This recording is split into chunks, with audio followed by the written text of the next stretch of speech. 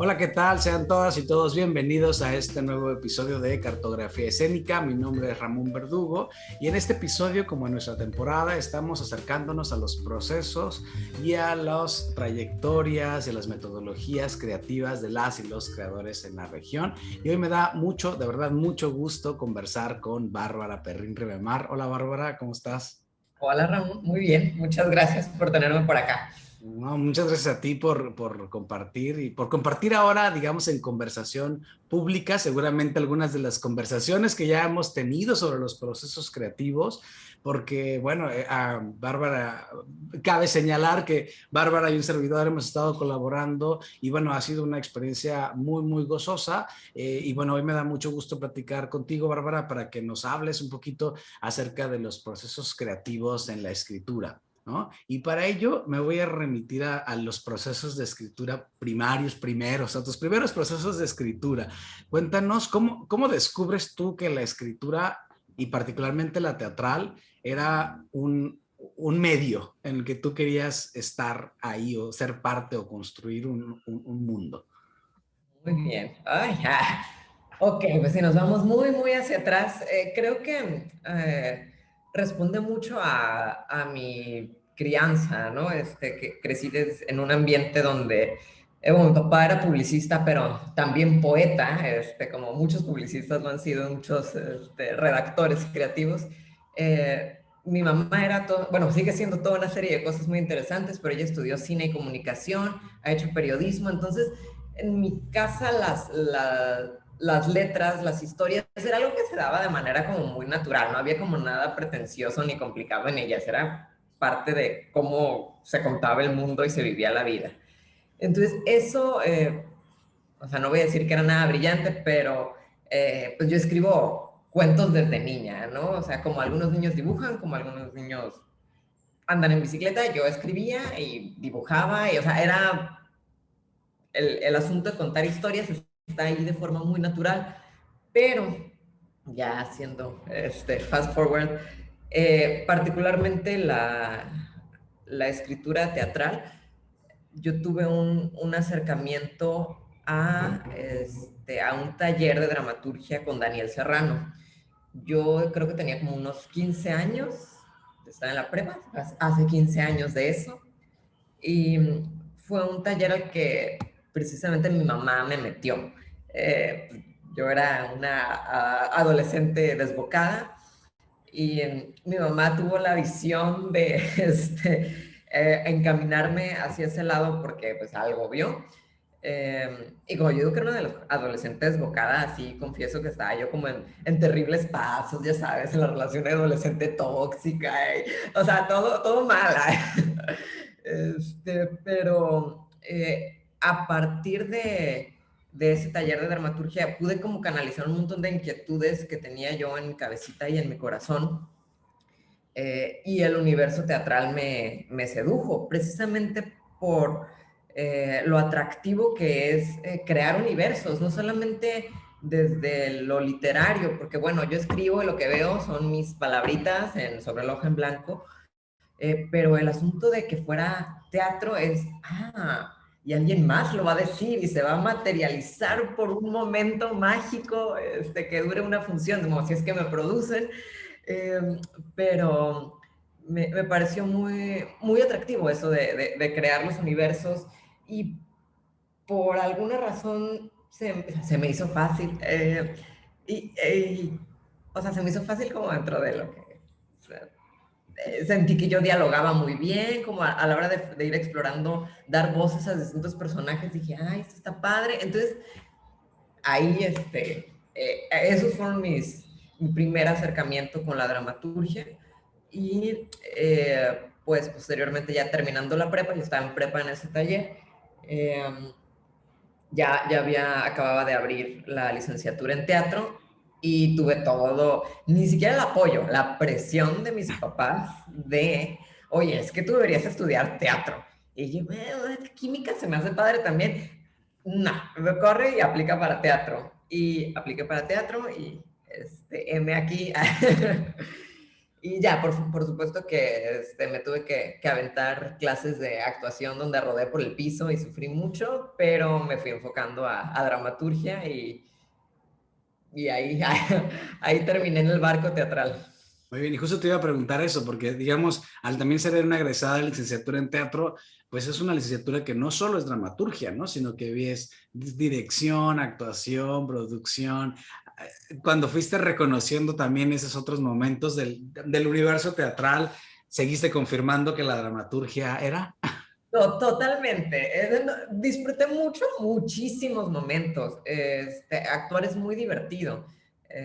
Y me atrevo a decir que cuando le echaba yo empeño, a lo mejor no lo hacía tan mal, pero lo que movía mi corazón y lo que sentía que el costo-beneficio de mi esfuerzo me gratificaba más era la dramaturgia, porque digo, por más que viví muchos procesos de actuación muy divertidos, sobre todo el proceso, ¿no? O sea, todo el lado de construir la hermandad que se va haciendo el equipo, porque es gente que ves pues, en ensayos por horas, tú lo sabes, se generan lazos muy poderosos con los otros humanos y eso se hace bien bonito.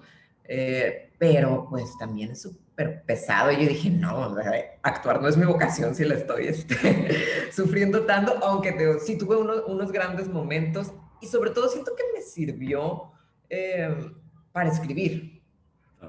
Porque pues bueno, sí es muy fácil estar así ya en mi compu diciéndole, bueno, y usted haga esto, actor.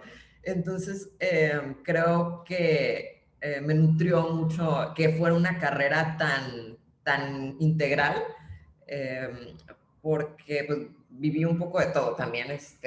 Y en todo haciendo, se van por ejemplo, en todo lo que era escenografía, bien padre lo conceptual. No, viera Ramón, mis bocetos eran una chulada, pero a la hora que tenía yo que usar mis manitas para hacer algo, no, todo se caía a pedazos. Reprobé varias veces, o sea, no, pobre Vania.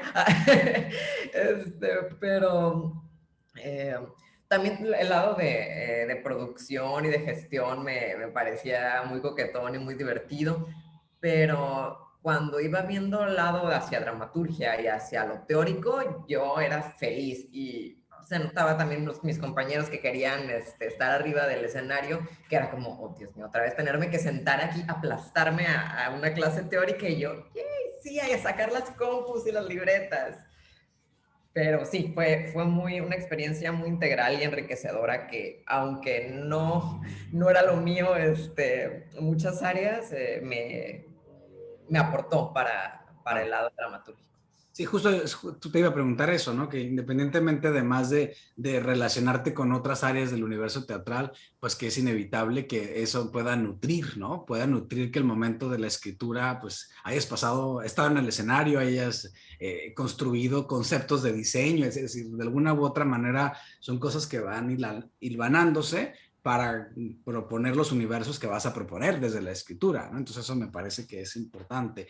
Y otra cosa, bueno, tú estudiaste la licenciatura en teatro en la ciudad de Tijuana, en la Universidad Autónoma de Baja California, pero tú eres nacida y bueno, creciste aquí en Tijuana. ¿Crees que la ciudad de Tijuana, ¿no?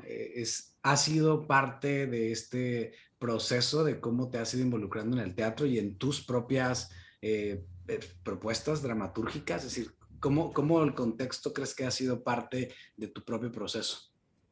Yo creo que, aunque me resista, es inevitable que el contexto afecte el contenido de lo que escribo.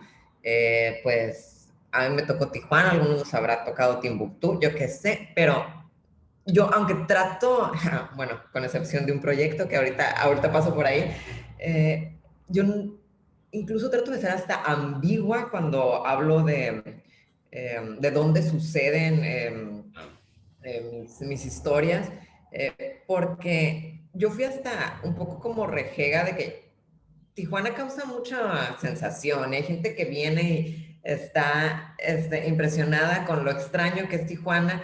Y yo, hubo un momento que estaba como hasta un punto como, ay, ya chole con eso. O sea, sí, qué padre Tijuana. Y como que siento que hay muchos tijuanenses obsesionados con Tijuana. Y está súper padre, pero yo no sentía que a mí me hiciera el clic. Es como, bueno, pues aquí me tocó y ya.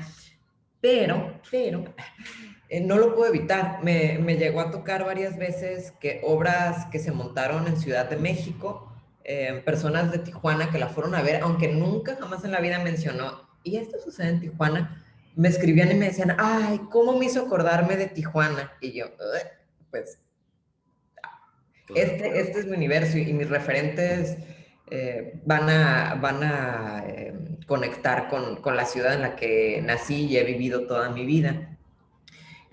Pero particularmente me dejé seducir en un proyecto en el que participo contigo, con la Frontera Project, que también de la mano de Jessica Bauman, donde exploramos precisamente varios aspectos de la frontera. Y este es un proyecto que a mí me encantó porque siento que hice las paces con ese rechazo que tenía a hablar tan directamente de mi ciudad, porque creo que lo abordamos de una forma diferente, en el sentido de que fue muy multifacético, no era azotado, no era nada más enfocado al tema migrante, sino que tenía estas áreas también de la Tijuana que a mí me toca, que es una Tijuana muy cotidiana y quizás una Tijuana privilegiada, pero también eran partes de los mosaicos que vimos que, que son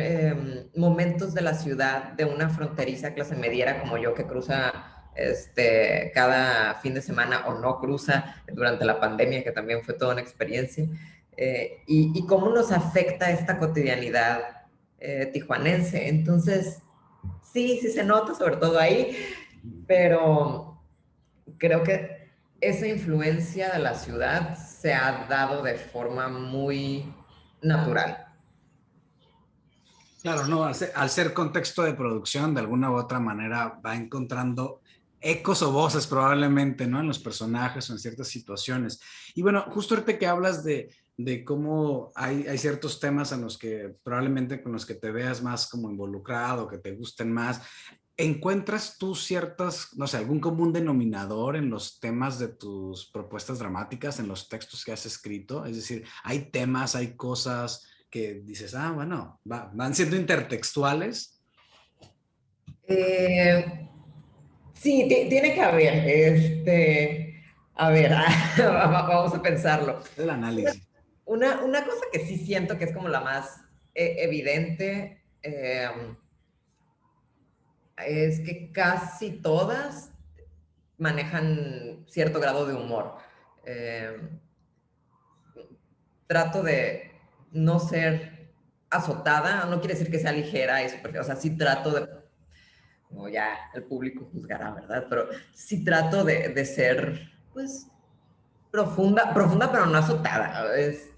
Y siento que muchas de las cosas dolorosas que se pueden presentar, si les das una embarradita de humor, no pierden poder y las haces más agradables de ver, porque finalmente es un espectáculo. Por más que quiera yo escribir sobre un tema sumamente serio, sumamente importante y significativo para mí, lo estoy haciendo para un público. Y entonces creo que hacerlo disfrutable es algo que el humor permite. Entonces, que eso es parte de lo que me atrae, ¿no? Lo puedo compartir, estoy creando universos. No voy a escribir nomás para mí mis azotes personales. Pero en cuestión de tema, ¿de qué he escrito? eh, Finalmente, sí. A lo mejor no de forma temática, pero creo que todo lo que escribo es algo que me tiene que obsesionar. Okay. Porque si no, no. Si no, no puedo. Entonces, todas mis obras en realidad responden siempre a un proceso personal por el cual estoy pasando y no siempre de manera obvia. A veces sí hay cosas que son como evidentemente con contenido autobiográfico, con mucha ficción, pero pues digo, también tengo una obra de vaqueros y de verdad que nunca, nunca he vivido una aventura vaquera. Entonces sí tiene que ser algo personal, y tiene que obsesionarme lo que sea que esté pasando. Y en ese sentido, con la obsesión, bueno, me gustaría nada más enfatizar lo que hace rato dijiste, que claro, lo significativo puede tener muchos rostros, ¿no? O muchos matices, como desde el humor, etcétera. No, no lo significativo tendría que significar seriedad, dureza, ¿no? Porque si no, luego se convierten, como bien dices, en pleonasmos, ¿no? Pareciera como un pleonasmo, de alguna u otra manera.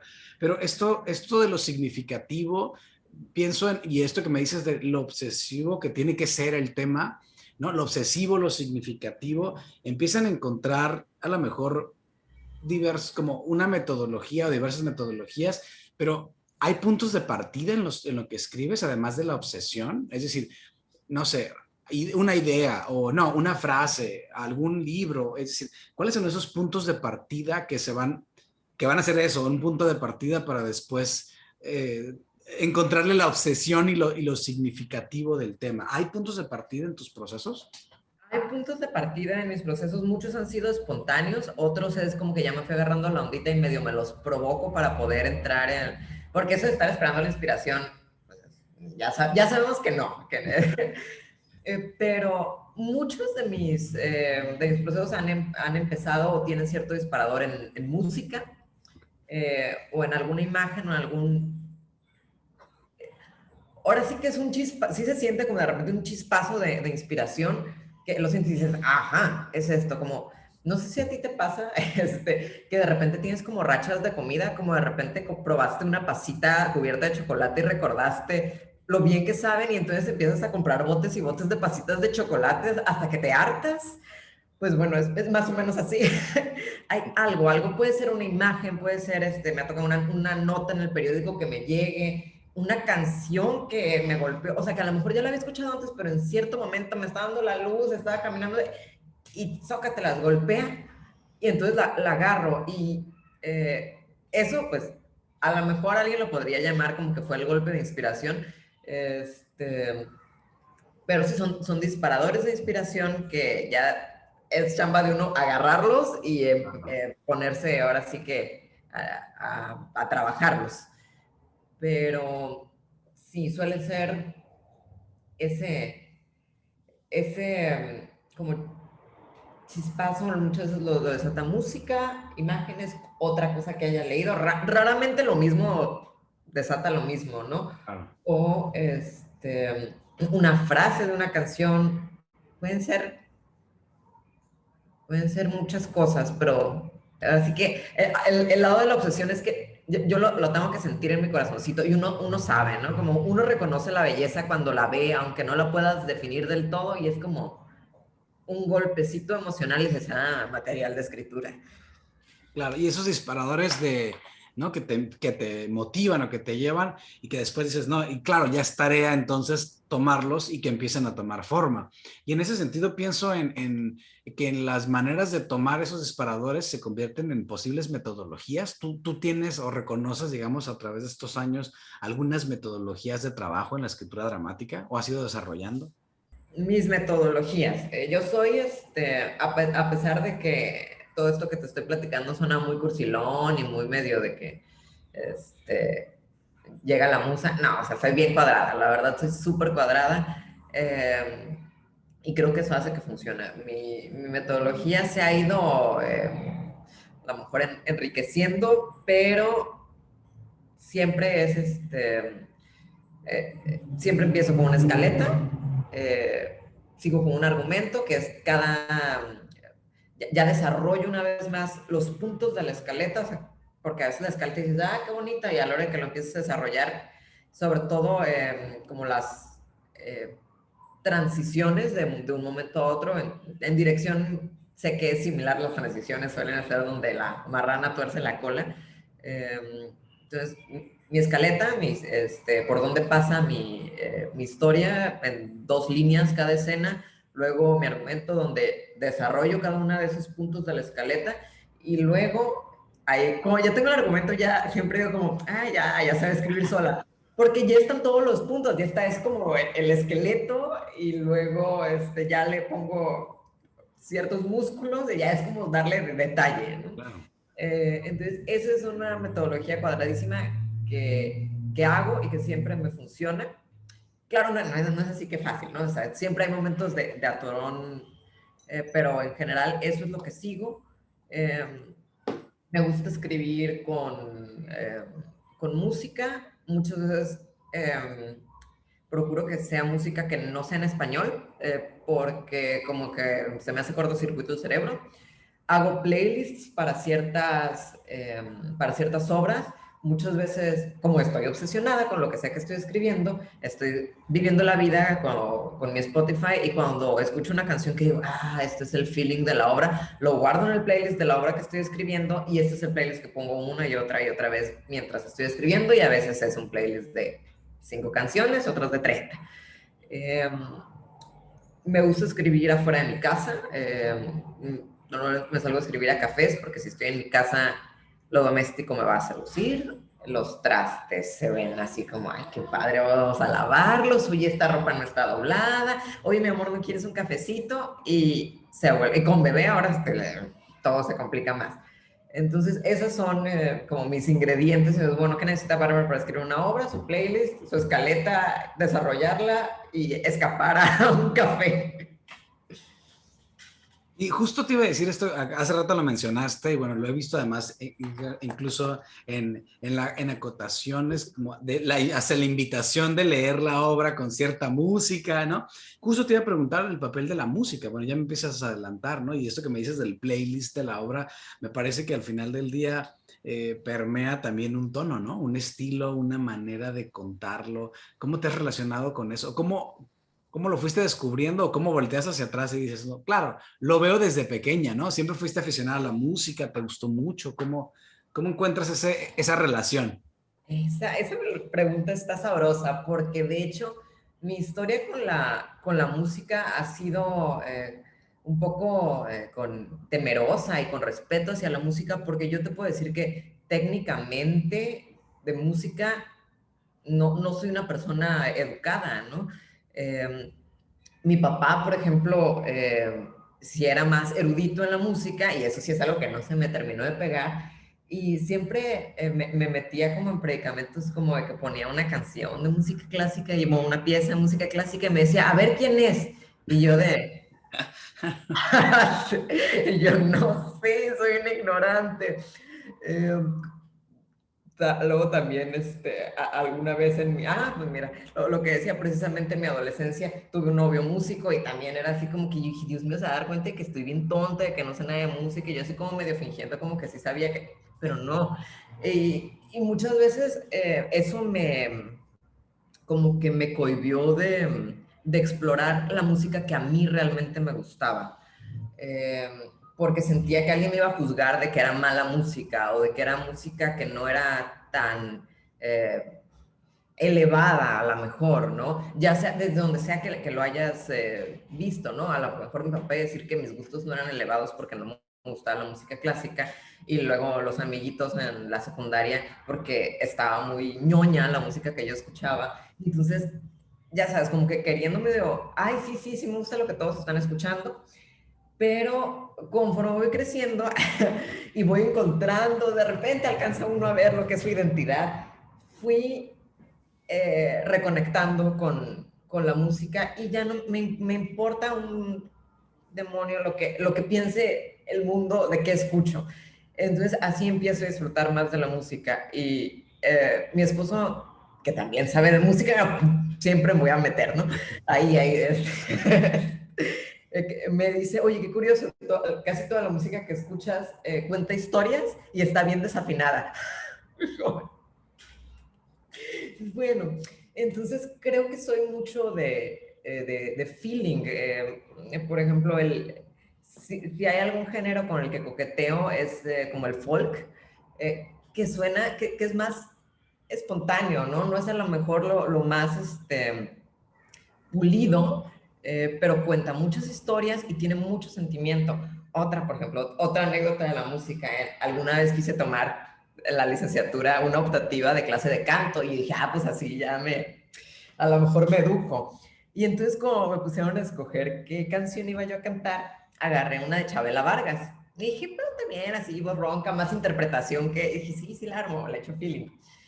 Y como yo estoy satisfecha con lo que fue mi interpretación, pero hazme el favor, amor. En pleno examen de esta optativa de canto, no sé por qué había una señora que no sé quién era, este, pero no tuve así la desfachatez después de que pasé, que me dijo, ay, mijita, ¿qué es eso? ¡Qué feo! Y yo, "Ay, Dios". Pero bueno, yo canté con el corazón. Eh, tengo ahí, tengo toda una historia con la música y creo que lo que me puede atraer de una música es eso, es más, si bien no entiendo muchas de las cosas técnicas que la vuelven fascinante, alcanzo a percibir un lado emotivo que digo, finalmente se vale, no soy música, pero disfruto de ella, no tengo que saber en qué escalas, no, qué me genera. Y por eso muchas veces mi música es disparador de inspiración. Hay una canción o hay una frase y digo, ay, ¿y esto cómo se siente? Así como rasposo, pero azul, pero ya sabes, ¿no? Se pone uno ahí medio viajado, dices, esto que me causó a nivel emotivo, esto estaría padre que causara esta escena. Y entonces es como busco cómo puedo entonces generar un sentimiento parecido a partir de lo que escribo, pensando en que yo quiero generar en el público lo que esa canción o a lo mejor esa pequeña frase causó en mí. Y además, digo, ahorita que estabas hablando de la música, y bueno, hay mucho asunto técnico con la música, pero pensaba y no me iba tan lejos en el lenguaje, ¿no? En el lenguaje como el hacer dialogar a los personajes, la manera en la que se desarrolla, no sé, un monólogo, en la manera en la que dialogan, si son breves o más extensas las respuestas, ahí hay una musicalidad, ¿no? Que creo que es algo como muy importante de reconocer y decir, claro, es que no es que esté acompañada de una pieza sonora, pero hay una musicalidad con el lenguaje. Y bueno, pues ahí es parte de, ahora sí que es la herramienta con la que tú construyes mundos. ¿Cómo ha sido para ti ese encuentro con el lenguaje? No sé, desde una perspectiva del, ya sabes, leer las cuestiones más como estructuradas del lenguaje hasta las cuestiones más, no sé, superficiales. ¿Cómo ha sido tu relación con el lenguaje, pensándolo así, ¿no? Como con la música. Pues curiosamente, a la hora de dialogar es el único lugar donde yo tengo ritmo, pero eh, eh, es algo que digo que fue algo que me sorprendió, que yo misma me noté, de todo o sea, así se ha ido pulido y lo he ido trabajando, pero es algo que yo noté en mi primer clase de dramaturgia. Y digo, oye, esto tiene ritmito, ¿no? Hasta se siente como, sí, con esa cierta musicalidad. Y siento que incluso ya se puede sentir cierto estilo, de cierto ritmo que tienen mis obras, que es un poco, puede ser un poco aceleradón, pero bien. Que creo que eso responde mucho, ahora sí que al ritmo natural de cómo funciona mi cabeza. Escucharás que hablo súper rápido, trato de controlarme, pero ando así como hámster loquito en rueda. Eh, y eso por los lados, o sea, como que hay cierto ritmo y es cierta agilidad natural que siento que pues ya viene, ya la trae uno. Y por otro lado, vuelvo a que soy súper cuadrada. Yo, por alguna razón, no, a la hora de que creo que en secundaria te ponen como a analizar los sonetos y los endecasílabos, yo sé escribir en métrica. Entonces, trato de que si bien no me aviento así de que hay, es que todos van a ser con 7 sílabas, hay cierto fraseo que procuro y oigo a mi criatura. Eh, y sí, creo que ahí es donde hago las paces con el ritmo. Claro, y esto que dices me parece que es importantísimo porque, ¿no? O sea, la poesía y en esta arquitectura del lenguaje, el conteo de sílabas, o sea, al final eso genera un ritmo y yo creo que, justo como dices, A lo mejor no vas a escribir todo en puro octosílabos, en decasílabos, y no todo un texto como si fuera siglo de oro, pero claro, sí se percibe, ¿no? Se percibe una musicalidad en tus textos y en la manera en la que dialogan los personajes. Entonces eso creo que, no sé, ahora encuentro ahí pues ese match, ese noviazgo entre la musicalidad y esta arquitectura que está implícita entonces, ¿no? Que como dices, a lo mejor comenzó en la secundaria, pero que sigue hasta la fecha en tu proceso de escritura. No sé, es una percepción. Sí, sí es. Ya no es, como se dice, deliberado y minucioso, pero está ahí. Claro, o sea, sí procuro este ritmo, ya sé cómo suena o ya sé cómo quiero que suene, como qué tamaño tiene que ser y ahí hago mis cálculos. Oye, y en ese sentido, ahora hace rato hablabas de tener la escaleta, un argumento, ¿no? Ciertas transiciones, de este esqueleto que luego le pones los diálogos y se va haciendo cada vez como, pues, un ente mucho más certero, más cercano. ¿Dónde, cómo vas hilando para pensar en el concepto creativo de toda la obra? Es decir, en el tipo de lenguaje que se va a usar, en las referencias, etcétera. ¿Van apareciendo a la par de estos procesos o aparece ya en la última parte? No sé, ¿cómo vas de alguna manera definiendo el proceso creativo, el concepto creativo de un texto? Ahí sí siento que ha variado un poco dependiendo del proceso. Por ejemplo, hay varias obras que me ha tocado escribir por encargo, que suena bien espantoso eso, pero he tenido la suerte de que han sido precisamente personas que vieron algo mío y dijeron, por ahí va la cosa, entonces que tenían como algo muy en común conmigo y a veces se puede ir, se va como platicando cuál va a ser este concepto, este universo creativo, de hacia dónde va, cómo se siente. Por ejemplo, creo que es muy claro con Todos los peces de la tierra. Esa es una obra que escribí inspirada en una historia de vida de Gina Martí, que incluso actúa ella. Esa era como la idea principal. Me dice, oye, tengo esta historia, me gusta tu estilo, quiero que tú lo escribas, pero de nuevo, como el humor, quiero que no esté como azotada. Y yo sé que tú vas a poder contar esta historia sin azotarte. Y yo dije, a ver, pues, cuéntame la historia. Y hazme el favor que me cuente una historia tristísima, o sea, tristísima, la más triste historia que yo he escuchado en mi vida, de cómo su papá se pierde en el mar. Se pierde en una expedición de buceo y nunca lo encuentran. Y pues yo ahí a moco tendido diciendo, pues, ¿cómo voy a contar esto de una forma no azotada? Ah, claro. Bueno, sí, sí terminó siendo un poquito azotada, pero, por ejemplo, en esta conversación,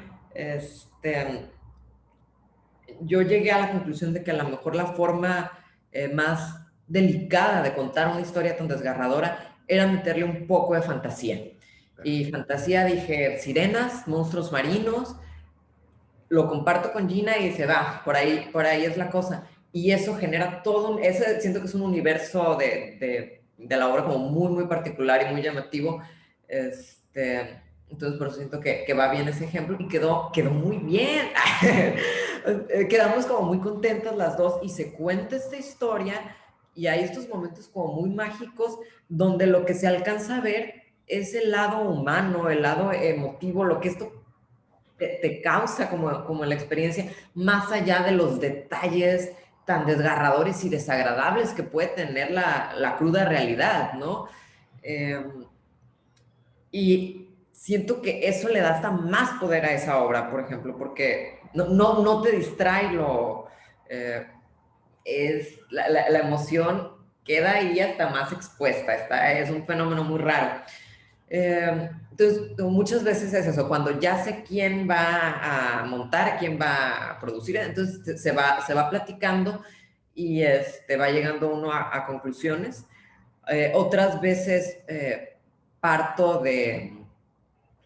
sí, por ejemplo, de la música, como de esta sensación que digo, se tiene que ver así, qué elementos me puedo pues no quiero decir robar, pero como un mood board, qué imágenes, qué tipo de lenguaje, qué ciertos elementos van a entrar a este universo para que se sienta de esta manera. Y otras muchas veces cae solito mientras estás escribiendo. Y eso es bien padre porque muchas veces te quieres hacer, no, me quiero hacer mensa de como, no, es que todavía no termino de verla y ya que encuentre. No, te sientas y escribes. Uy, pero es que no sé, te sientas y escribes, Bárbara, siéntate, pompas en la silla y las manos en el teclado y escribes. Y algún día si se me atraviesa, no sé, algún neurocientífico, le voy a preguntar qué pasa, porque yo estoy segura de que el proceso de estar pensando las cosas contra ya sentarte a escribirte, algo cambia en cómo piensas, porque muchas conclusiones que yo digo, ya se me desatoró la obra, ya con esto se redondea, las he encontrado no pensando, no pensando muy fuerte, escribiendo, y a veces hasta sin querer buscarlas, y eso está bien padre. Claro, y eso me recuerda, hay una frase de un filósofo que dice como que el hacer encuentra el modo de hacer, ¿no? La acción genera la acción, es decir, pienso justo en esto que dices, claro, ya en el proceso práctico de la escritura, el cerebro tiene sus mecanismos para ir encontrando su propia manera de construirse, ¿no? Que no lo vamos a encontrar además, como dices, solo desde la concepción o desde acá lo voy a pensar y cuando tenga todo listo, empiezo a escribirlo, ¿no? Que un poco, creo que tendría que ha sido una constante un poco en las conversaciones con desde la dirección o de las actuaciones, ¿no? O desde los diseños, que sí, hay que empezar a dibujar para ver qué va a salir, hay que empezar a dirigir para ver la obra a dónde apunta. Me parece que tiene que ver con esto que dices, cómo la práctica va generando la propia práctica, y eso me parece que es muy importante. Y en relación a los universos, me gusta mucho esto que planteas de, claro, el universo te permite establecer un puente de conversación con el público, ¿no? Contando una historia, teniendo referentes, pero donde al final emerge lo humano, ¿no? Que es la idea, que pueda emerger de lo humano, las historias, la esencia de alguna manera, ¿no? O las relaciones que son universales, más allá del propio universo creativo, aunque sea un juego de palabras. Creo que, por ejemplo, cuando le hacen a la gente su colorimetría de como, no, es que usted si se pone una blusa morada, le van a resaltar los ojos azules. Creo que el universo creativo es como, bueno, ¿qué le vamos a poner a esta historia para poder resaltar esto que es lo esencial? ¿Qué es lo que le va a resaltar los ojos al texto?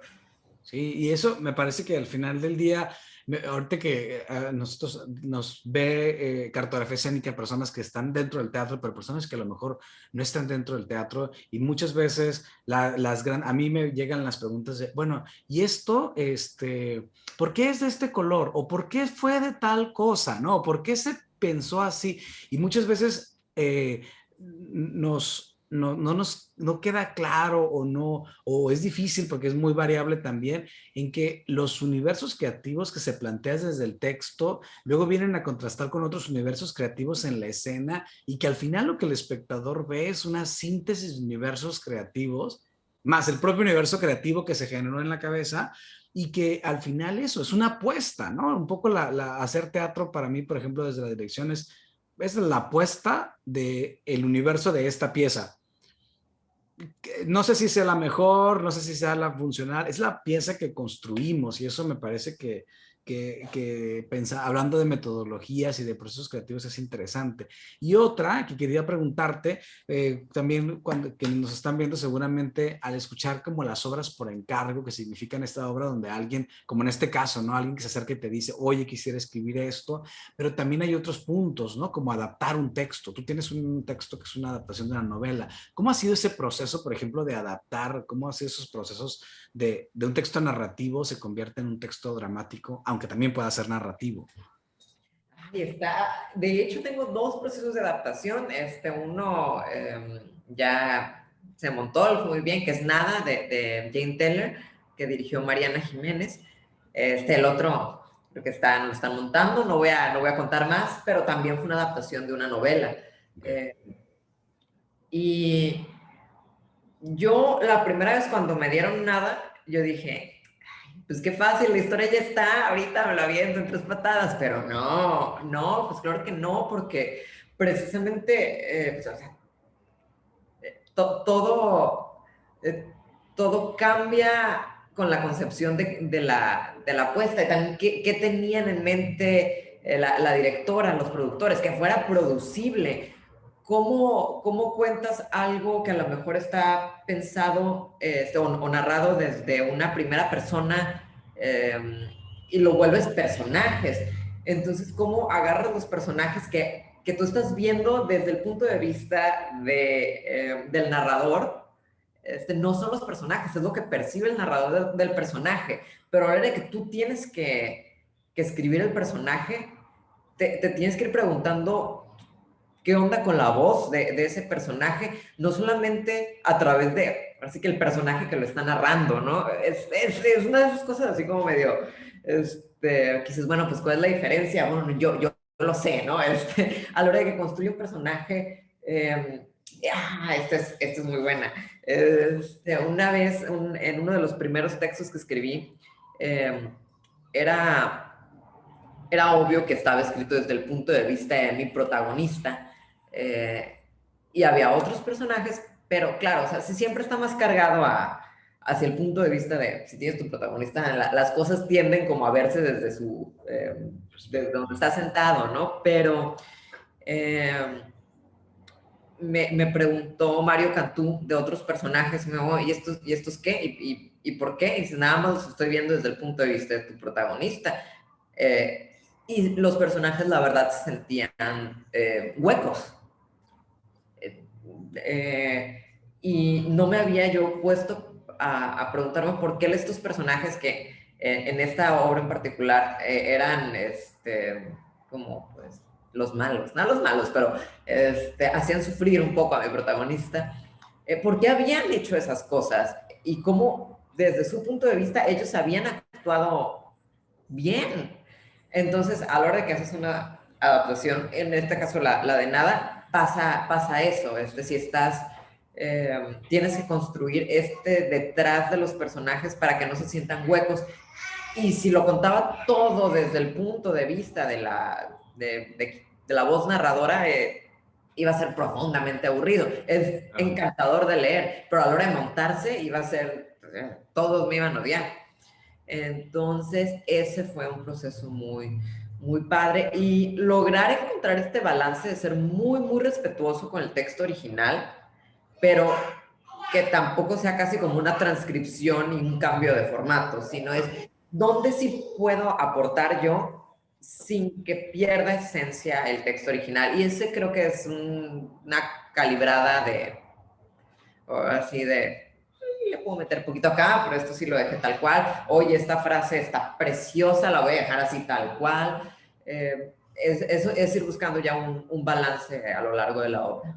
Claro, y entender que, por ejemplo, en el caso de la narrativa de una novela, pues claro, está pensada para sentarte, ser leída a través de la voz del narrador, pero pues como en el teatro, ¿no? Las voces no es solo del narrador, sino de la cantidad de personajes que deben sentirse vivos y que te encuentran su ritmo, su manera de hablar, su estructura en cuanto a cómo construyen palabras. Entonces, bueno, también tiene que ver con estar muy consciente, que bueno, en tu caso nos estás platicando, ¿no? Claro, muy consciente de una cosa es para esto y otra cosa es para lo otro, ¿no? No se trata de le quito y le pongo y le aderezo y se acabó, ¿no? Hay que estar consciente de otras tantas variables. Y bueno, pues también están las obras que, como obviamente, que surgen a lo mejor de una propia inquietud, de un miedo, de una vivencia, etcétera, las que tienen que ver con el gusto.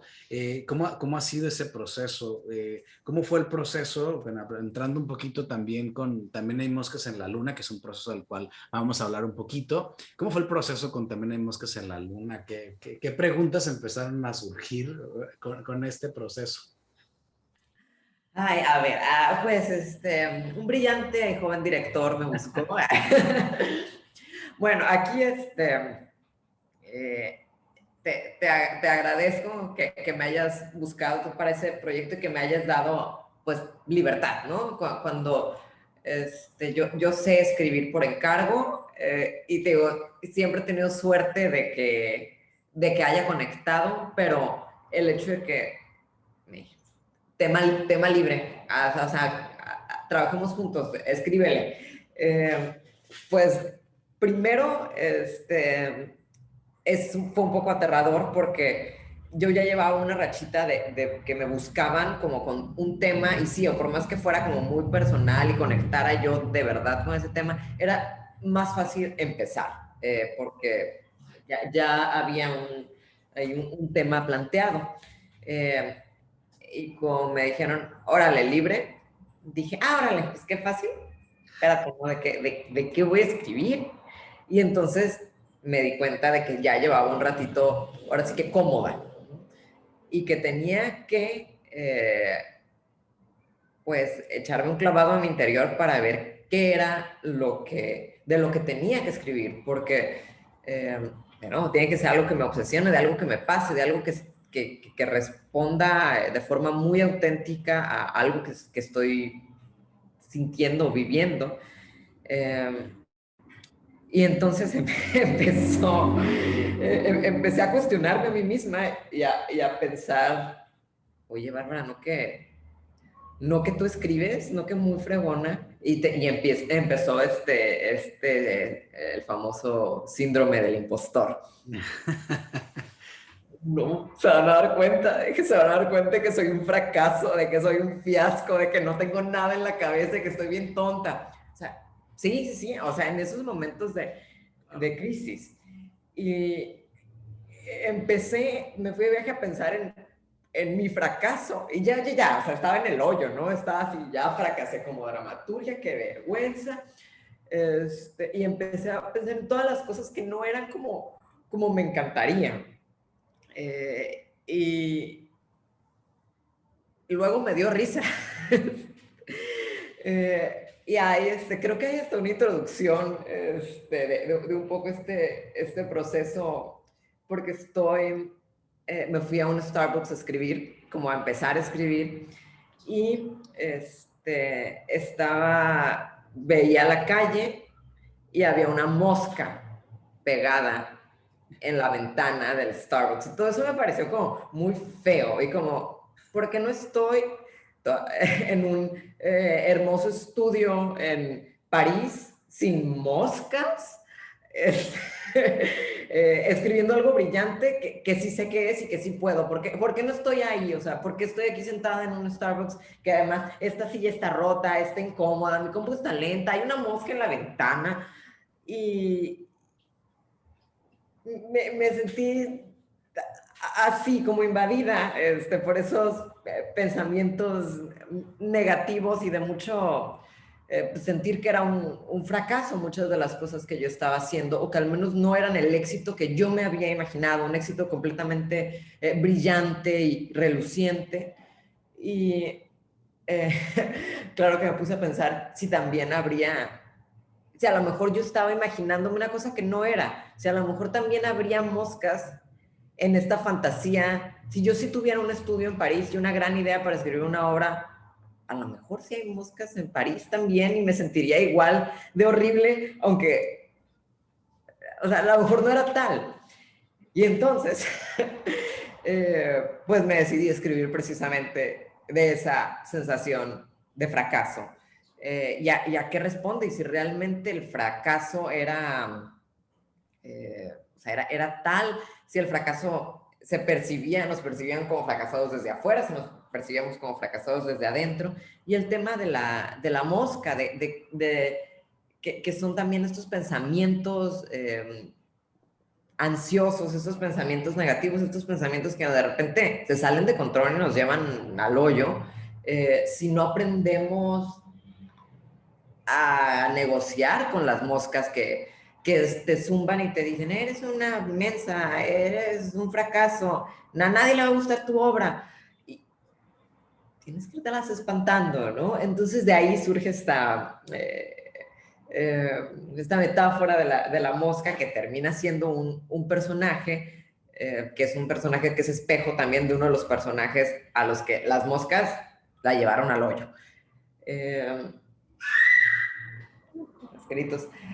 Entonces, así empieza un poco chispa inspiradora de mosca, la mosca en la pared de un Starbucks. Claro, es que ahorita que hace rato que hablabas de esos disparadores de imágenes, pues es que fue la imagen no disparadora, pero que es interesante, que tiene que ver con no solo la imagen, sino el reconocimiento de lo que eso te provoca para empezar a decir, ah, entonces ese es la esencia, el asunto de lo humano, que de lo que hay que hablar, y luego ya viene todo el otro universo creativo, ¿no? Bueno, que este universo de También Moscas en la Luna, que propone con lugares distintos, maneras distintas, ¿no? ¿Nos puedes contar un poco cómo fue surgiendo el proceso, digamos, cómo fue armándose ese universo creativo de los personajes de También hay Moscas en la Luna, de quiénes son? Y digo, o sea, a lo mejor sí quieres sin spoilear mucho, pero que nos puedas platicar un poquito cómo construiste ese universo creativo.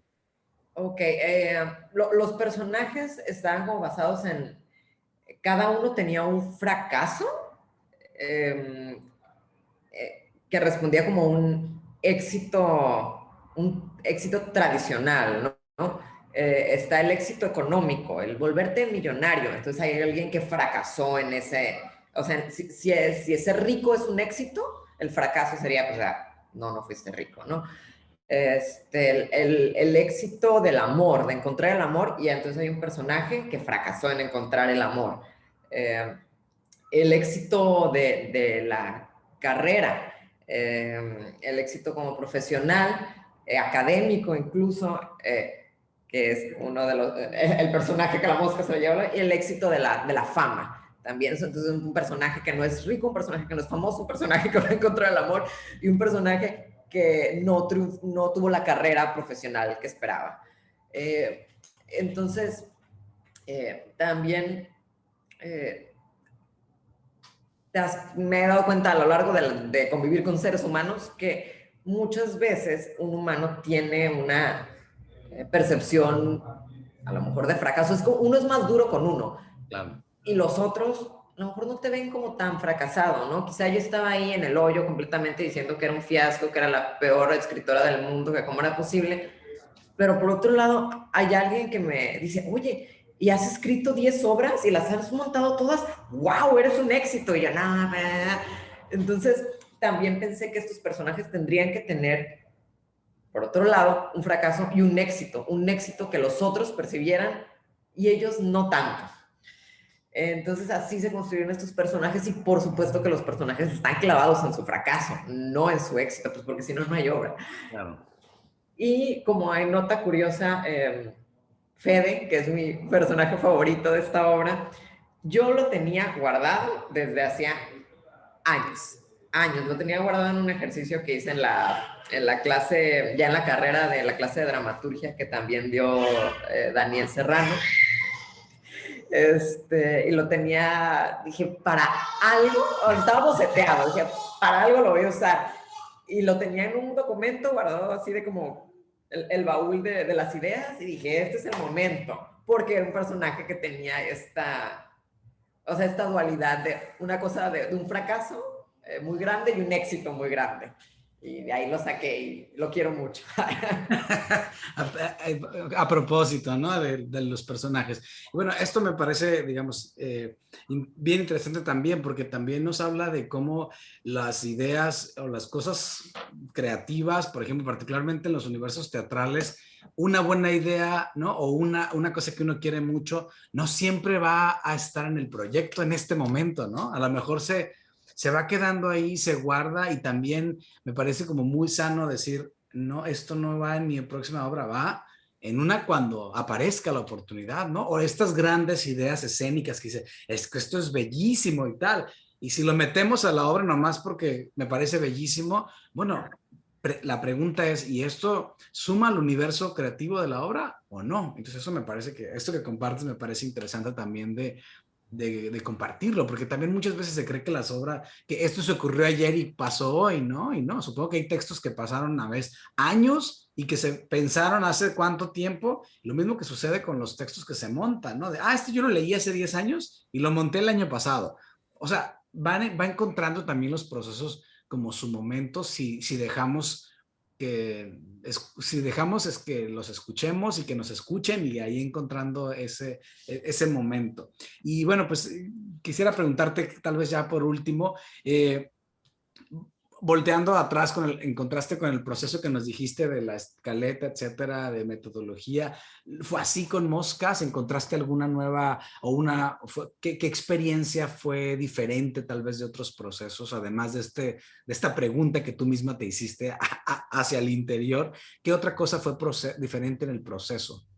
Pues el hecho de que lo pude rebotar con ustedes, Bueno, que lo pude rebotar con el equipo, porque lo particular de Moscas que fue eso, ¿no? Me buscas y me dices, bueno, queremos montar algo tuyo, ¿es libre? Ahí sí yo estaba muy padre, muy valiente, hasta que... pero ya que empezaba a tener sentido, ya que sí hubo escaleta y argumentos, y hubo todos estos pasitos, pero lo pude ir rebotando con el equipo que lo iba a producir para ver si tenía sentido. Eh, Iba recibiendo retroalimentación, que además siento que fue una retroalimentación como muy respetuosa de mi texto de alguna manera, o sea, no, o sea, me dieron material, pero también creo que esto responde a que estábamos muy alineados, a pesar de que me dijeron, va, escriba usted de lo que quiera, conectamos cuando iba yo, oye, ¿y si te late por aquí? Es como, sí, yo también lo he sentido, sí, cómo no. Entonces, eso, irónicamente, me dio como un sentido de validación, que es lo que anda uno buscando, como se siente impostor. Eh, y hubo ahí un buen balance de feedback. Que enriqueció los personajes y los hizo sentirse más completos y más redondos. Y también mientras se estaba montando, pude ir y yo también a echar chisme productivo de los porqués y los paraqués de cada personaje. Y creo que todo se fue trenzando y generando de una forma muy natural. y creo que, fíjate que ahora obviamente yo hablo también, como bien dices, desde la experiencia, de haber tenido esta oportunidad de llevar la escena, de platicarlo y de ver después las reacciones del público, después de ya veintitantas funciones, y no es cierto, sí, llevamos ya, ¿cuántas? 20 funciones que llevamos con Moscas, no es cierto, llevamos más de 20. Entonces, veo que encontramos también algo que creo que en un momento platicamos y que seguramente nos es común a todos los seres humanos, ¿no? Que es la idea de la sensación del fracaso versus la construcción de lo que el éxito es para ti o lo que fuimos construyendo como éxito. Y yo creo que eso también ha sido parte de la respuesta del público porque ahí nos encontramos todos. Independientemente de que esos personajes quieran alcanzar ciertas cosas, pues los seres humanos siempre estamos en busca de alcanzar ciertas cosas y para lo cual probablemente, dependiendo de la construcción que tengamos de éxito, nos vamos a sentir fracasados. Entonces creo que ahí es interesante, como dices, validarnos entre todos y decir, yo también sé lo que es ese fracaso, pero desde una perspectiva bueno, creo que sucede con Moscas, desde una perspectiva que te vas riendo mientras vas sintiendo el golpe, ¿no? De ciertas cosas que tiene que ver, creo, con esta perspectiva de la que hablas, ¿no? De cómo hablar de los grandes temas sin que sean serios en el sentido de, no es que no sean profundos, sino que no son solemnes. No, sí, no son solo Moscas, es divertidísimo y al mismo tiempo es triste, o sea, hay momentos tan patéticos de los personajes, pero es divertidísimo. Y eso es una cosa que ahora yo te valido, yo te echo porras a ti, estoy muy agradecida de cómo quedó el montaje, porque no siempre, yo como desde la dramaturgia terminas tu texto y es como parir y dar en adopción ay, pues el nombre sea de Dios, pero no siempre quedan. He tenido mucha suerte, afortunadamente me ha tocado trabajar con muy buenos directores, pero no siempre queda como, a lo mejor tú lo veías en tu cabeza y dices, bueno, pues ese es tu problema, mejor ponte a dirigir si eso quieres, pero en el caso de Moscas, yo siento que el feeling del montaje está así perfecto a lo que yo sentía en mi corazoncito cuando lo llevé al papel. Y creo que también eso tiene que ver como de la comunicación constante que hubo, pero está, o sea, está en su punto. Hay momentos emotivos, hay momentos terribles, pero es una obra que es divertidísima de ver. Y eso es un gran, gran trabajo de dirección. Y de los actores también, que son hermosos y los amo. Pues muchas gracias, Bárbara, y gracias de entrada por las colaboraciones que hemos tenido, pero también gracias por darnos este tiempo para platicar los procesos. Yo creo que cada vez que trabajamos un episodio de cartografía escénica y que tenemos la oportunidad de escuchar a las y los artistas y conocer estos, ya no los universos creativos que plasman, sino los universos creativos que están ahí en sus mentes y que podamos conocer. Para mí es esto, es como asomarnos, bueno, ahora con el Zoom más, literalmente a una ventanita y decir, mira, no sucede, no sé, no sabía que esto lo hacían así, y me he encontrado con muchas personas que dicen eso, ¿no? Nunca me imaginé que eso fuera o que se construyera así, ¿no? A veces damos por hecho que las cosas un día florecieron, nacieron y que la obra se escribió sola o que se dirigió sola o que se actuó sola, y encontrarnos con esos procesos es muy revelador. Así que muchas gracias por esta tarde. Muchas gracias, mi amor. Es un honor estar contigo siempre. Pues muchas gracias, Bárbara, y muchas gracias a todas y a todos los que ven Cartografía Escénica. Nos vemos y hasta la próxima.